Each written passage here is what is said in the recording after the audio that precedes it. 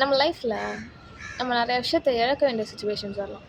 நம்ம இழந்த அந்த விஷயம் நம்மளோட ஒன்லி ஹோப்பாக கூட இருக்கலாம். ஆனால் விழுறது தப்பு கிடையாது, திருப்பி எந்திச்சு நிற்காமல் இருக்கிறது தான் தப்பு அப்படின்னு எனக்கு புரிய வச்ச ஒரு மோட்டிவேஷ்னல் ஸ்டோரியை தான் இன்றைக்கி நான் உங்கள் கூட ஷேர் பண்ணிக்க போகிறேன். இது நான் ஒரு கதை சொல்லிட்டா சீரீஸ் எபிசோட் 2. மும்பையில் பிறந்த ஒரு பொண்ணு, 16 வயசு தான் ஆகுது. டான்ஸ்னால் அவ்வளோ பிடிக்கும். பேஷனேட்டாக பரதநாட்டியம் கற்றுக்குறாங்க, அதை பர்ஃபார்ம் பண்ணிட்டும் வராங்க. ஒரு நாள் அவங்களுடைய லைஃப்லேயே பெரிய டேர்னிங் பாயிண்ட் அவங்க சந்திக்க வேண்டிய நிலைமை வருது. ஒரு பெரிய ஆக்சிடென்ட், அதில் அவங்களுடைய காலையை இழந்துடுறாங்க. எவ்வளோ கஷ்டமாக இருக்கும்ல. டான்ஸ் தான் ஒரே ஹோப் அப்படின்னு நினச்சிட்டு இருந்தவங்களுக்கு இப்போ எந்திச்சு நிற்கணுன்னா கூட ஒருத்தருடைய ஹெல்ப் தேவைப்படுது. என்ன பண்ணுறதுனே தெரியாமல், திக்கு தசை தெரியாமல் நிற்கிறாங்க. அந்த டைமில் அவங்களுக்கு எங்கேருந்தோ ஒரு ஹெல்ப் கிடைக்கிது. அவங்களுக்கு ஆர்டிஃபிஷியல் லெக் ஃபிக்ஸ் பண்ணலாம் அப்படின்ற ஒரு டெசிஷன் எடுக்கிறாங்க.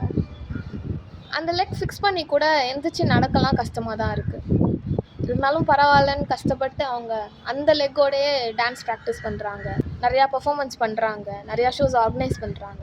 அவங்க போகிற இடம்லாம் அவங்க புகழ்படுறது. இந்த விஷயத்தை அப்படியே விடாமல் ஒரு மூவியாக எடுக்கிறாங்க. அண்ட் அந்த மூவிலையும் அவங்க தான் நடிச்சிருக்காங்க. இந்த மூவி நேம் இஸ் மயூரி.